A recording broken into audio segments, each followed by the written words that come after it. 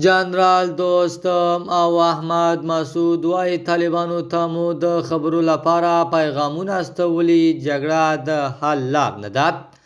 د افغانستان د ولسمشر ماڼۍ پخوانی لومړی مرستیال مارشال عبدالرشید دوستم وایي طالبانو ته پیغام استولی او ترې غوښتي دي چې جګړه د یو بل له منځه وړل او له پامه غورځول د حل لار نه ده. نوموړي ویلي د یو مسلمان او افغان په توګه باید یو بل ومنو او د یوې بلې کورنۍ جګړې مخه باید ونیول شي. په سلامونو مو ورکړی کوم د AFG نیوز چینل درنو لیدونکو، سلام، ستړي مشئ، وخت مو په خیر.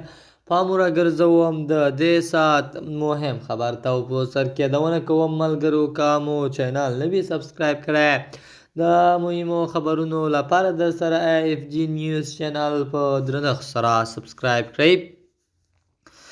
ښاغلی دوستم دا څرګندونې له BBC سره په یوې ځانګړې مرکه کې کړي دي او ویلي دي چې جګړه نه غواړي او له طالبانو هم ورته تمه لري.